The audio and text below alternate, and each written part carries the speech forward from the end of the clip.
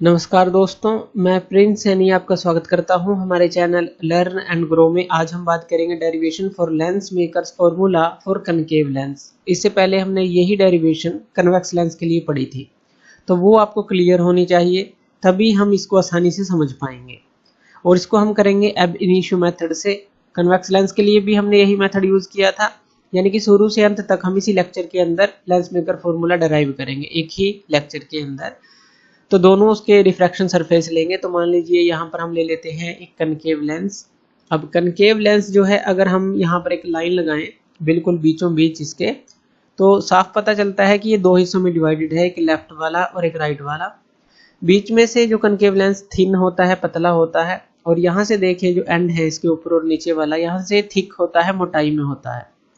अब यहाँ से हम ले लेते हैं एक प्रिंसिपल एक्सिस जो कि इसके ऑप्टिकल सेंटर से होकर जाएगा। यहाँ पर ये बिल्कुल बीच में ऑप्टिकल सेंटर होगा और यहाँ पर पोल्स होंगे P1 और P2।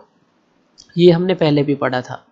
अब यहाँ पर हम ले लेते हैं एक पॉइंट ऑब्जेक्ट। ये जो पॉइंट ऑब्जेक्ट है इसको मान लेते हैं O, और यहाँ से इस पॉइंट ऑब्जेक्ट से एक रे लेते हैं जो सीधा नॉर्मली इस पोल पर टकराएगी। इसको पोल P1 मान लेते हैं, इस पर टकराएगी और यहाँ से टकरा कर वो अनडेविएटेड ही आगे चली जाएगी, क्योंकि नॉर्मली ये इससे टकरा रही है। तो यहाँ से जब ये इस पर टकराई तो अनडेविएटेड ही ये आगे निकल जाएगी। इतना क्लियर है? ऐसा होगा इसके साथ। अब किसी एंगल पर हम इसको ले लें। मान लीजिए किसी एंगल पर हमने लिया इसको, और जब ये किसी एंगल पर यहाँ पर टकराती है तो यहाँ पर अब इसको रिफ्रैक्शन मिलेगी। अब रिफ्रैक्शन किस तरफ मिलेगी? अब यहाँ पर जो रेयरर से डेंसर मीडियम में जब ये रे जाती है, जैसे ये रेयरर मीडियम है, ये डेंसर मीडियम है, और यहाँ पर ये रेयरर मीडियम है, यानी कि जो मटेरियल है लेंस का वो डेंसर है। इसका रिफ्रैक्टिव इंडेक्स μ2 है, रेयरर मीडियम का रिफ्रैक्टिव इंडेक्स μ1 है, और जो μ2 है वो ग्रेटर देन μ1 है। ये भी हमें पता है, क्योंकि जो डेंसर मीडियम है इसका रिफ्रैक्टिव इंडेक्स ज़्यादा होता है। तो अब यहाँ पर इस पॉइंट पर इसको रिफ्रैक्शन मिलेगा, ये टुवार्ड्स द नॉर्मल बेंड करेगी। तो हम यहाँ पर ले लेते हैं एक नॉर्मल। ये हमने एक नॉर्मल ले लिया, और यहाँ पर ये हो गया सेंटर ऑफ कर्वेचर, यानी कि C1 हो गया, और यहाँ पर ये पॉइंट A, और यहाँ पर ये ले लेते हैं N। तो हमारे पास दो सरफेसेस हैं, यहाँ N1 ले लेते हैं, तो C1 N1 ये नॉर्मल हो गया। अब टुवार्ड्स द नॉर्मल जो ये है बेंड करती है, तो इस तरह से ये दिखाई गई है। अब देखिए यहाँ से जब ये जाएगी, अब हम ये मान रहे हैं कि ये जो डेंसर मीडियम है दूर तक फैला हुआ है। अब यानी कि सिर्फ एक रिफ्रैक्शन इसको मिली।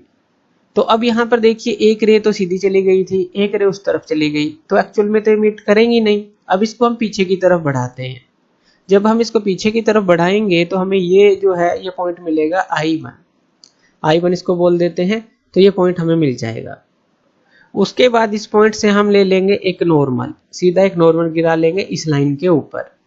तो यहाँ पर हम जो सरफेस ले रहे हैं, ये वाला सरफेस ले रहे हैं, इसको भी नाम दे देते हैं refraction at the surface x1 p1 y1, यानी कि ये जो है x1 ये p1 हो गया और ये y1। यहाँ पर हम रिफ्रैक्शन को ले रहे हैं। अब यहाँ पर ये पॉइंट्स को नाम दे देते हैं हम, कि जैसे हमने दिया x1 p1 और जो y1 है, और यहाँ पर ये जो है अल्फा एंगल हो गया, यहाँ पर ये β1 एंगल हो गया, यहाँ पर ये γ1 एंगल हो गया। यहाँ पर A पॉइंट दे देते हैं और यहाँ पर इसको M1 पॉइंट नाम दे देते हैं। तो ये हमने सारे पॉइंट्स के नाम दे दिए। अब यहाँ पर जो एंगल्स हैं वो ले लेते हैं। अब देखिए एंगल ऑफ इंसिडेंस क्या होगा, जो ये रे है और इस नॉर्मल के बीच में, तो ये हो गया एंगल ऑफ इंसिडेंस I1 से हम इसको बताएंगे। और रिफ्रैक्शन क्या होगा, जो ये नॉर्मल है, यानी कि ये जो नॉर्मल था और ये जो हमने पीछे की तरफ लाइन बढ़ाई है, इन दोनों के बीच में ये हो जाएगा एंगल ऑफ रिफ्रैक्शन, जिसको हमने R1 से बताया है। तो ये सारे एंगल हमने देख लिए, एंगल सारे समान हैं, असम्पशन हमने पढ़ी थी। तो यहाँ पर हम स्नेल्स लॉ को अप्लाई करते हैं रेडियल से डेंसर मीडियम के लिए। तो वो क्या होगा हमारे पास, μ2 by μ1 sin I by sin R। sin I को आप I के सिमिलर लिख सकते हैं, क्योंकि एंगल काफ़ी स्मॉल है, और R को R के इक्वल लिख सकते हैं, यानी कि यहाँ पर क्या है, हमने I1 लिया है और R1 लिया है, तो I1 और R1 ये इसके बराबर आ जाएगा। और जब आप क्रॉस मल्टीप्लाई करेंगे तो यहाँ पर ये μ2 इंटू R1 आ जाएगा यहाँ पर, और μ1 इंटू I1 आ जाएगा।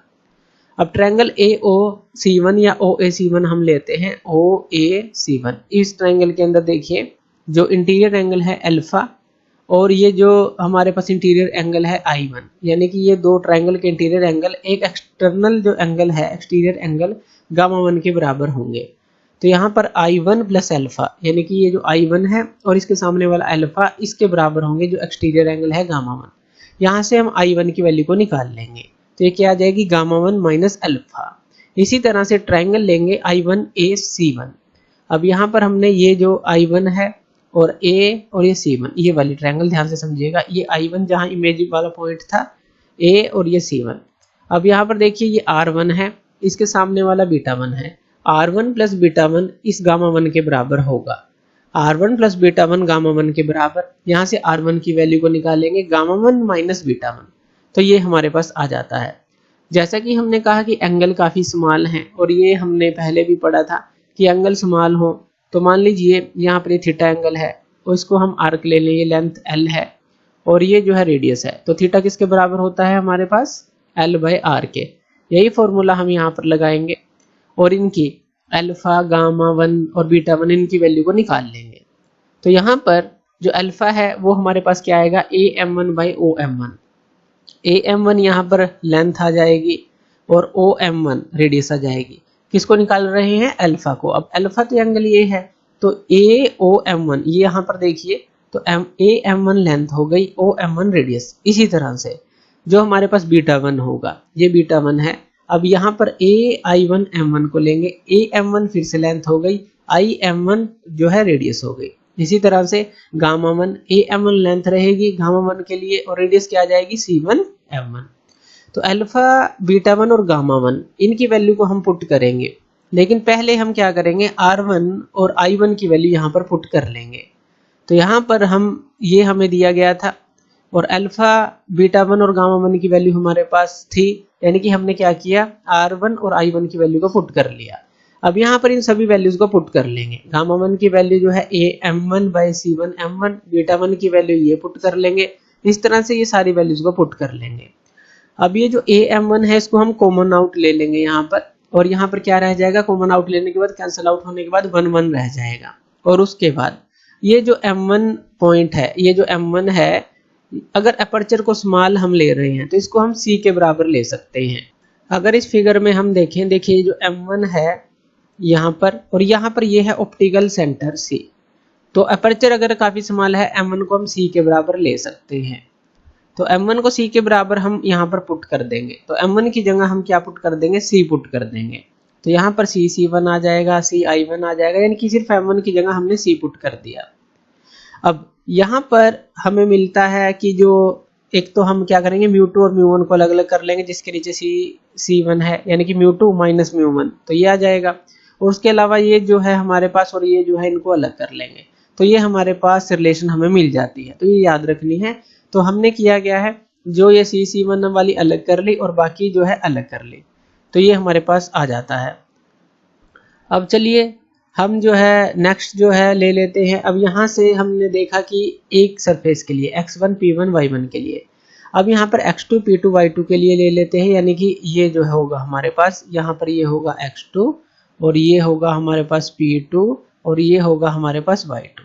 तो अब इसके लिए हम लेंगे, तो यहाँ पर इस तरह से जो है ऑप्टिकल सेंटर को दिखा सकते हैं। तो इस तरह से अब ये सरफेस लेंगे। अब होगा क्या, देखिए यहाँ से इस पॉइंट से हमें रिफ्रैक्शन मिली थी, यहाँ पर एक पॉइंट था, यहाँ से रिफ्रैक्शन मिली थी, लेकिन यहाँ पर जब वो दोबारा आएगी इस पॉइंट पर तो यहाँ से दोबारा से रिफ्रैक्शन मिलेगी। क्यों? क्योंकि डेंसर से रेयर मीडियम में वो जा रही है, तो यहाँ पर दोबारा रिफ्रैक्शन मिलनी ही मिलनी है। यहाँ पर हमने पहले मान लिया था कि ये जो डेंसर मीडियम है काफ़ी दूर तक फैला हुआ है कंटिन्यूसली, लेकिन ऐसा नहीं है, यहाँ से इसको रिफ्रैक्शन मिलेगी। तो यहाँ पर ये रिफ्रैक्शन मिलेगी और जो रियल इमेज है इसको पीछे की तरफ बढ़ाएंगे तो वो हमें मिलेगी I।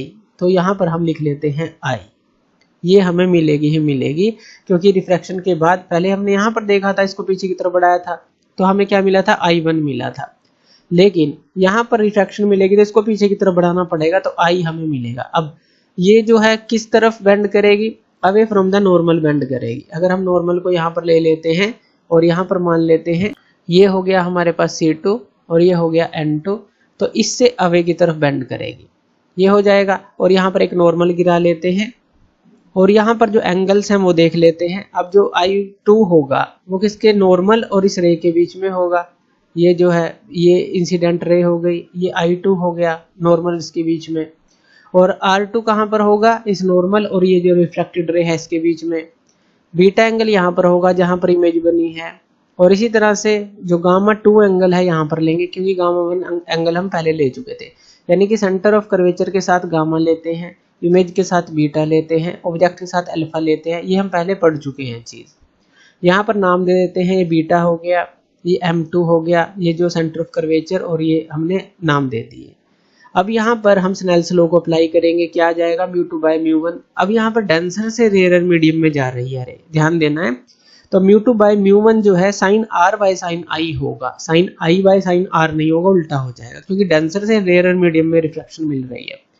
तो sin r को r लिख सकते हैं, i को i लिख सकते हैं। अब यहाँ पर क्या है, ये 2 है, r2 और i2। अब इनको मल्टीप्लाई कर देते हैं, तो यहाँ पर ये क्या आ जाएगा, μ2 इंटू i2 और μ1 इंटू r2। I2 की वैल्यू हम यहाँ से निकाल लेंगे। तो यहाँ पर ध्यान देना है कि जो I2 है इसके साथ है हमारा, ये जो है हमने पीछे की तरफ बढ़ाया है। तो यहाँ पर क्या है, β1, और यानी कि I2 जो है एक्सटर्नल एंगल हो गया एक तरह से, और यहाँ पर इसके सामने वाला एंगल क्या है, γ2। तो ये ट्रायंगल हमने लेनी है, जैसे ये B है और यहाँ से ये गया है I1 और यहाँ से C2। तो ये जो है हमारे पास यहाँ से I2 की वैल्यू आ जाएगी, सेम वही काम करना है। और R2 की वैल्यू को निकालना है, ये बीटा प्लस γ2 आ जाएगी। अब ये R2 है। अब इसके साथ देखें, ये जो लाइन है हमारे पास R2 के लिए, तो ये आ गई हमारे पास लाइन, क्योंकि ये रियल इमेज की लाइन है। तो यहाँ पर ये बीटा आ गया और इसके सामने γ2 है। तो I2 और R2 की वैल्यू हमने निकाल ली। यहाँ से हम β1 इनकी γ2 इनकी वैल्यू निकाल लेंगे, जैसे पहले निकाली थी। बीटा क्या हो जाएगा, bm2 को लेंथ ले लेंगे, im2 रेडियस हो गई। और जो β1 है वो क्या हो जाएगा हमारे पास, अब β1 ये हम पहले भी निकाल चुके हैं। तो β1 क्या हो जाएगा, bm2 लेंथ और यहाँ पर i1 और m2 रेडियस। और γ2 हमारे पास क्या हो जाएगा, bm2 लेंथ और m2 c2 रेडियस। इनकी वैल्यू को हम यहाँ पर पुट कर देंगे, पहले I2 की वैल्यू को, फिर R2 की, और फिर इनकी वैल्यू को हम पुट कर देंगे। तो ये चीज़ तो हमारे पास है, अभी हमने निकाल ली। अब ये वैल्यूज दी गई है, इनकी यहाँ पर वैल्यू पुट कर देते हैं। I2 की जगह हमने ये पुट कर दी और यहाँ पर R2 की जगह हमने ये पुट कर दी। यहाँ पर β1 और γ2 इन सब की वैल्यू पुट कर दी जो ये हमें दिया गया है। तो ये चीज़ हमने पहले निकाल ली है। तो ये चीज़ जो है हमने यहाँ पर पुट कर दी। bm2 को यहाँ पर कॉमन ले लेते हैं, यहाँ पर क्या आ जाएगा 1 जब कैंसल आउट होगा। और यहाँ पर m2 की जगह हम c पुट कर देंगे, ऑप्टिकल सेंटर ले लेंगे, जैसे m1 की जगह c लिया था पहले। तो यहाँ पर m2 को हम अपर्चर स्मॉल है c के बराबर ले सकते हैं। अब यहाँ इनको अलग अलग कर लेंगे, c2 वाली टर्म को अलग कर लेंगे और बाकी की टर्म को अलग कर लेंगे। तो एक ये रिलेशन हमारे पास मिली। तो अब हमें दो रिलेशन मिल गई, एक तो x1 p1 y1 सरफेस के लिए, एक x2 p2 y2 सरफेस के लिए। x1 p1 y1 के लिए ये आई हमारे पास, x2 p2 y2 के लिए ये आई अभी हमने निकाली। अब इन दोनों को ऐड कर देंगे। अगर हम इन दोनों को ऐड करेंगे तो यहाँ पर देखिए ये प्लस का है हमारे पास और यहाँ पर देखिए ये माइनस का है हमारे पास। जब हम इनको ऐड करेंगे तो ये कैंसिल आउट हो जाएगा, तो ये हमें मिलेगा। तो यहाँ पर लिख लेते हैं μ1/IC प्लस का और ये माइनस μ1/OC, और यहाँ μ2 माइनस μ1 जो है कॉमन आ जाएगा, 1/CC1 प्लस 1/CC2 ये आ गया। अब यहाँ पर देखिए IC क्या है, ये हमारा ऑप्टिकल सेंटर से इमेज तक का डिस्टेंस है। OC क्या है, जो ऑब्जेक्ट से ऑप्टिकल सेंटर तक का डिस्टेंस। CC1 क्या है, जो ऑप्टिकल सेंटर से रेडियस ऑफ कर्वेचर तक का डिस्टेंस C1। और ये इसी तरह से दूसरे सरफेस के लिए जो रेडियस ऑफ कर्वेचर तक का डिस्टेंस है ऑप्टिकल सेंटर से। इस फिगर को समझिए, यहाँ पर इस फिगर में देखिए ऑप्टिकल सेंटर क्या है, C ये है, यानी कि C से I तक का डिस्टेंस इस तरफ है। अब हम यहाँ से लेफ्ट की तरफ चलेंगे, इंसिडेंट रे इस तरफ है, यानी कि अपोजिट चल रहे हैं। तो C से I क्या हो जाएगा, माइनस का V हो जाएगा हमारे पास। इसी तरह से अगर हम C से, यहाँ पर क्या था हमारा C1 था, तो C से C1 की तरफ चले, C से C1 ये भी हम अपोजिट साइड चले, यानी कि यहाँ से लेफ्ट की तरफ चले, तो ये क्या हो जाएगा हमारे पास माइनस का R1। लेकिन अगर हम C से C2 की तरफ चलते हैं, C से C2 की तरफ, तो ये हमें क्या मिलता है, प्लस का R2, क्योंकि यहाँ इंसिडेंट रे भी इस तरफ है और डिस्टेंस भी हम इस तरफ माप रहे हैं। तो माइनस का V माइनस का R1 और ऑब्जेक्ट यानी कि O तक का डिस्टेंस अगर ऑप्टिकल सेंटर से देखेंगे तो वो भी क्या होगा हमारे पास माइनस का U, क्योंकि ये भी लेफ्ट की तरफ गए। तो सिर्फ R2 पॉजिटिव है हमारे पास, बाकी के सारे जो है नेगेटिव है। तो ये ध्यान रखना है, यही चीजें हम वहां पुट कर देते हैं। तो यहाँ पर हम लिख लेते हैं जो C से I तक का डिस्टेंस है वो क्या हो जाएगा माइनस V, ऑब्जेक्ट तक का डिस्टेंस माइनस U, और यहाँ पर ये जो μ1 है इस तरफ डिवाइड में चला जाएगा तो μ2 बाई μ1, और यहाँ पर ये मान आ जाएगा। C1 जो है माइनस का R1, सिर्फ R2 पॉजिटिव था तो हमने यहाँ पर लिख लिया। अब यहाँ से ये हमारे पास क्या आ जाएगा, यहाँ पर इसको हम म्यू लिख सकते हैं जो μ2 बाई μ1 है, क्योंकि ये क्या है रिफ्रैक्टिव इंडेक्स का रेशो है, तो म्यू लिख देंगे तो म्यू माइनस 1 आ गया। यहाँ पर पॉजिटिव को आगे ले लेते हैं, 1 by R2 minus 1 by R1 आ गया। अब यहाँ पर हम क्या कर सकते हैं, माइनस को कॉमन ले सकते हैं दोनों तरफ इसको रिफॉर्म करने के लिए। तो इसको जब माइनस कॉमन लेंगे तो 1 बाई V आ जाएगा, ये माइनस का 1 बाई U हो जाएगा, और यहाँ पर ये 1 by R1 minus 1 by R2 हो जाएगा। अब 1 by V minus 1 by U ये किसके बराबर होता है 1 बाई F के बराबर, तो इसको हम 1 बाई F के बराबर लिख लेंगे, और इस तरफ ये रिलेशन ऐसे ही रहेगी, और ये रिक्वायर्ड रिलेशन हमारे पास आ जाती है। ये जो रिलेशन है हमने कन्वेक्स लेंस के लिए भी देखी थी, तो सेम यही रिलेशन हमारे पास यहाँ पर मिलती है। तो इस तरह से हम इसको सोल्व करेंगे। तो थैंक यू ये वीडियो देखने के लिए, और इसी तरह की वीडियोस के लिए आप हमारे चैनल लर्न एंड ग्रो पे हमें सब्सक्राइब कर सकते हैं। धन्यवाद।